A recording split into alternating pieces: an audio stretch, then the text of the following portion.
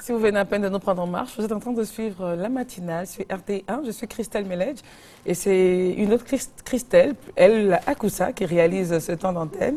C'est une team de Christelle qui se réunit donc aujourd'hui avec nos assistants Koné Songari et puis mon cher ami très timide dont j'oublie à chaque fois le nom, dont je récupère, JB Serge, et puis on dit un prompt rétablissement à l'Aigre Olive qui est souffrant. Voilà.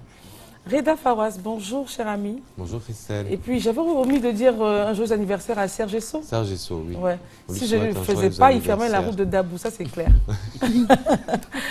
Alors, Serge Esso, joyeux anniversaire à toi et puis voilà, longue vie, bonne continuation dans ce métier-là. Cher ami, bonjour, tu jouais de la Oko tout à l'heure.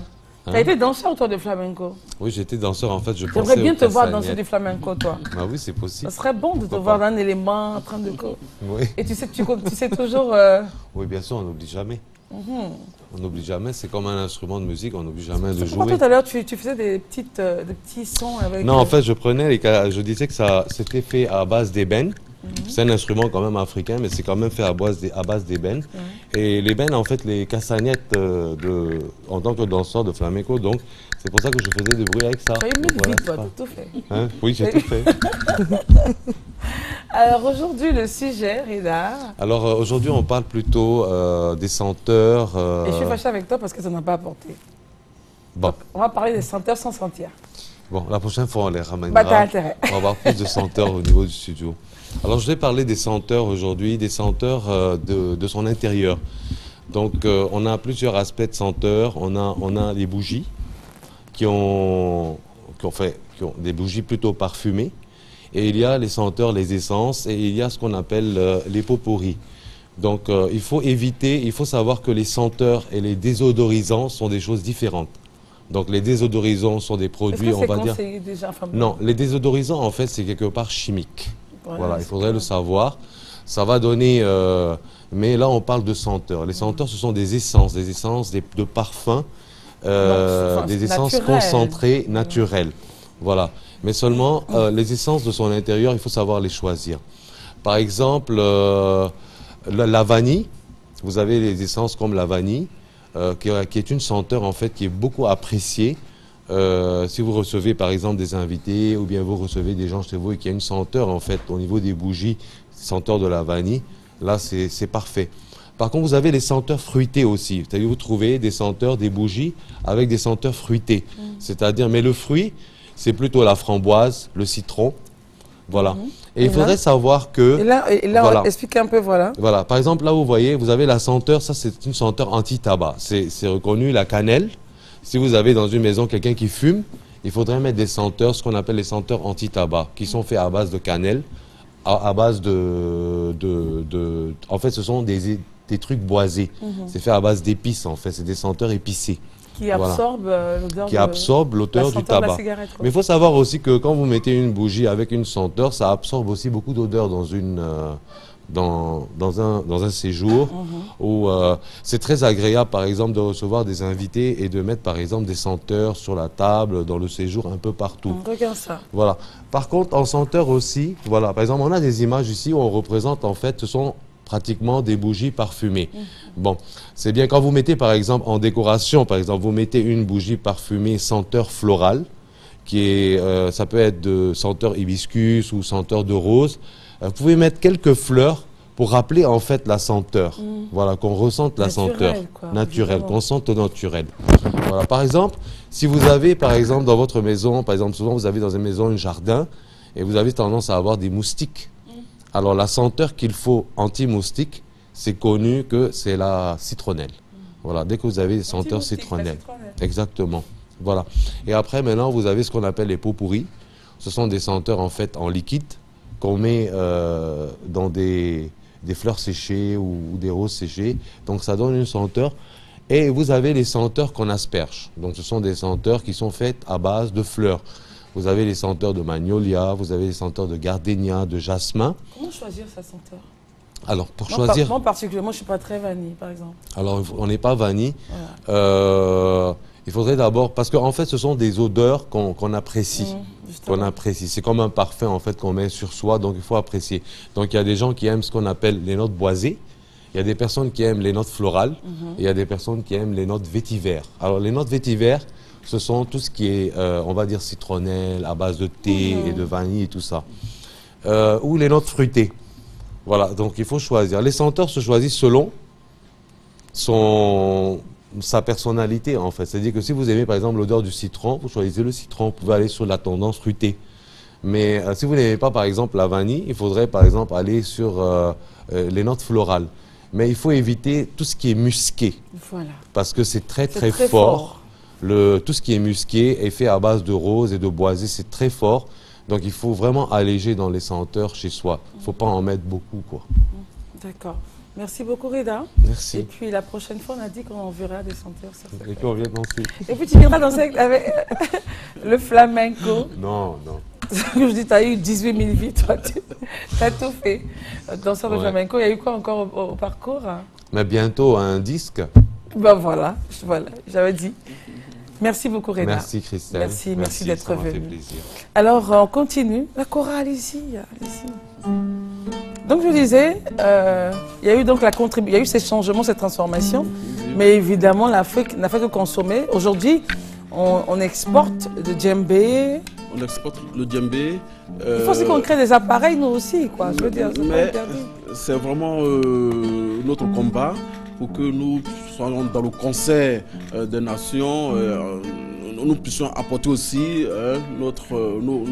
nos valeurs, nos contributions. Donc, je crois que c'est maintenant que nous sommes en train de le faire. Quand je donne l'exemple de la kora, il a attendu que ce n'est pas la kora seulement. Nous avons un autre instrument comme par exemple le balafon. Aujourd'hui, on a un autre type qui nous permet d'intégrer toutes les musiques, en tout cas les dans musiques le balafon. Oui, et sur le balafon, il y a c'est dommage qu'on ne l'ait pas ici. Malheureusement, mais je crois que la prochaine fois, voilà, on pourra faire un gros plan sur cet instrument. C'est d'ailleurs celui qui est développé un peu par un artiste, Bob Benganyek, et qu'on appelle balafon chromatique. Voilà. Non, mais qui a cet aspect, n'est-ce pas, du piano, et donc qui permet de vraiment jouer toutes les musiques. Et je crois que c'est déjà un élément important.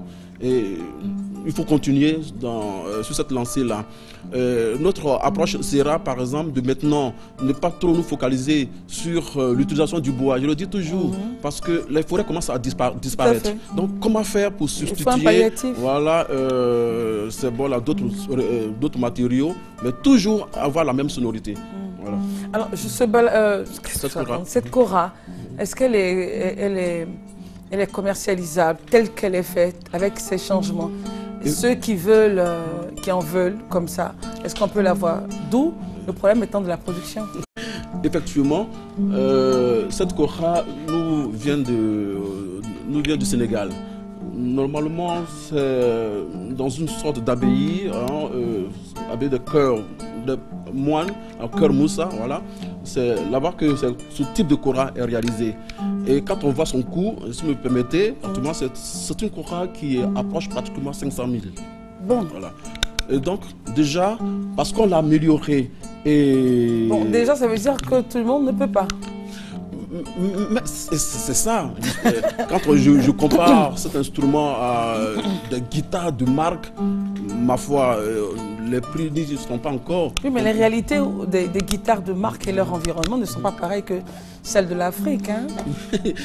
Mais donc il faut intégrer, réfléchir à un système où il y a peut-être des prises en charge et que les instruments soient vulgarisés. Si on parle de développement. Effectivement, mais quand on parle de développement, c'est de voir rendre accessible les choses faciles. L'instrument tel qu'il a été amélioré, quel peut être son coût véritable. Ça aussi, c'est très important. Mais je vous comprends bien. À 500 000, monsieur dit à 500 000. Oui, mais pour cette qualité d'instrument. Non, c'est normal. Il n'est pas exclu quand même qu'on fasse d'autres types de kora avec peut-être moins de volume.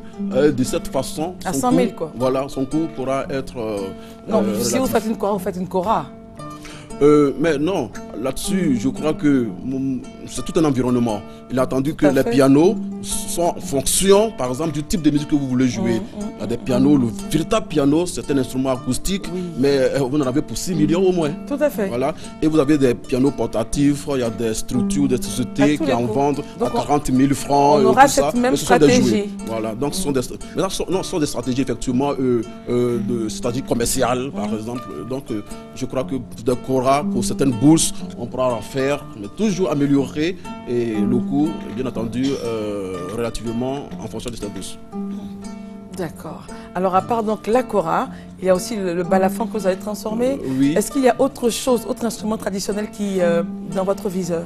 Effectivement, il y a le djembé, il y a sa version vraiment traditionnelle, et puis il y a une structure même qui est en Côte d'Ivoire ici, mais qui fait des djembés d'un autre design. Et comme je l'ai dit, malheureusement, tous ces instruments sont exportés. Voilà, ce n'est pas pour le marché local.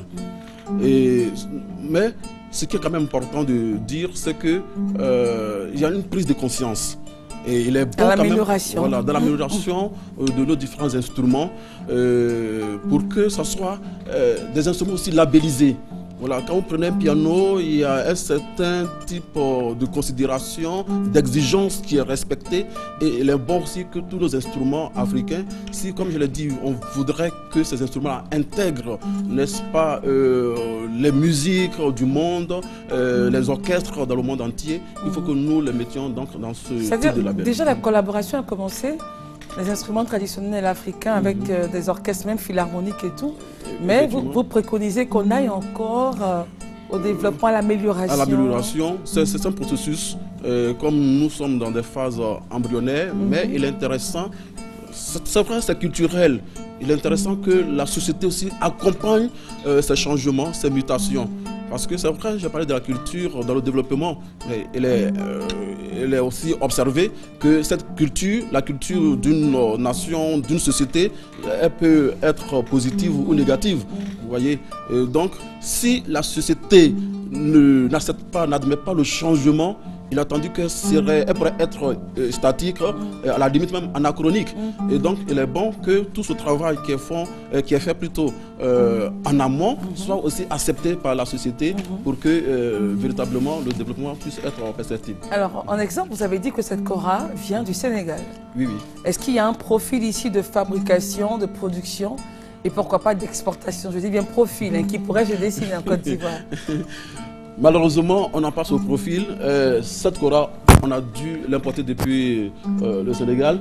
Mais c'est ça les enjeux. Je crois que tous nos décideurs suscitent un développement pour le pays, donc une convergence pour le pays. Et ce sont des éléments quand même à prendre en compte.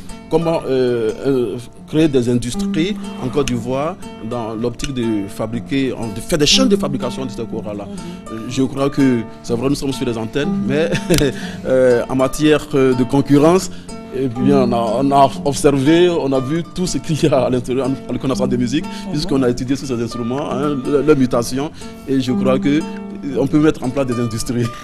C'est possible. C'est possible. Avec des gens qui maîtrisent la fabrication. La fabrication, les matières premières, toute la technologie qu'il y a dedans. Oui, parce que ça n'est pas de transformer, il s'agit d'améliorer. D'améliorer, voilà. D'accord. Quand je dis transformer, c'est vraiment éliminer des éléments de base qui font que la kora, qui font que c'est une kora. Et puis améliorer ce qu'il faut améliorer. Oui, cette transformation, déjà, elle a pour l'instant lieu au niveau des chevilles. Bon, mais je pense qu'il faut aller au-delà. Par exemple, la caisse de résonance qui est jusque-là en calebasse, voilà, et surtout recouverte, n'est-ce pas, de peau. Mais pourquoi aussi ne pas changer tous ces éléments-là? Même les cordes, c'est vrai, là maintenant, elles sont en nylon. Mais ce sont des éléments, je pense qu'on peut... Voilà, et on pourra